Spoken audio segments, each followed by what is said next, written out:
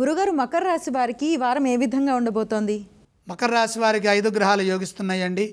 6లో కుజుడు, 2లో బుధుడు, 5లో గురువు, తృతీయంలో శుక్రరాహువులు. బ్రహ్మాండమైన శుభ ఫలితాలున్నాయి. యోగ్యమైన కాలం ఇది. మంచిని పొందడానికి కాలం ఎంతగానో సహకరిస్తుంది. మీరు తీసుకునే నిర్ణయాలను బట్టి అదృష్ట ఫలాలు సిద్ధిస్తాయి. ఉత్సాహంగా పనిచేయండి. మీ ధర్మం మిమ్మల్ని ముందుకు నడిపిస్తుంది. ఉద్యోగంలో మేలు చేకూరుతుంది. పై అధికారుల నుండి తగినంత ప్రోత్సాహం లభిస్తుంది. చేస్తున్న పనుల్లో పురోగతి ఉంటుంది. ఎదురు చూస్తున్న పనుల్లో విజయం ఉంటుంది. వ్యాపార పరంగా బ్రహ్మాండమైనటువంటి ఫలితాలు ఉంటాయి.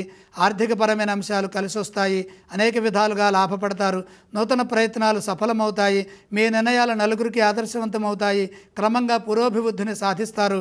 మీ కృషి ఫలించి బంగారు భవిష్యత్తుకు అవసరమైన ఆర్థిక సంపత్తి ఏర్పడుతుంది. గృహయోగము, భూయోగము కలిసి వస్తుంది. పెట్టుబడులు మేలు చేస్తాయి. ఆనందాన్ని అనుభవించే కాలంగా పరిణమిస్తుంది. ఆనందంగా కాలాన్ని ఉపయోగించుకునే వీలు కలుగుతుంది. కుటుంబ సభ్యులతో కలిసి ఆనందించే అంశాలు కూడా ఉన్నాయి. చంచలత్వం లేకుండా ఎప్పటి పనులు అప్పుడే పూర్తి చేస్తూ సంతృప్తిని సాధించండి. ఈ రాశి వారు ఏ స్తోత్రాన్ని పఠించాలి? మకర రాశి వారు మహాలక్ష్మి అమ్మవారిని స్మరించడం చాలా మంచిది. మకర రాశి వారు ఏ ఆలయాలను సందర్శిస్తే శుభ ఫలితాలు కలుగుతాయి? అమ్మవారికి ఇష్టమైన కనకధారని చదవండి. అలాగే లక్ష్మీ దర్శనం చేయండి. ఈ రాశి వారు ఏవేవి దానం చేయాలంటారు? దానాలతో పని లేదు.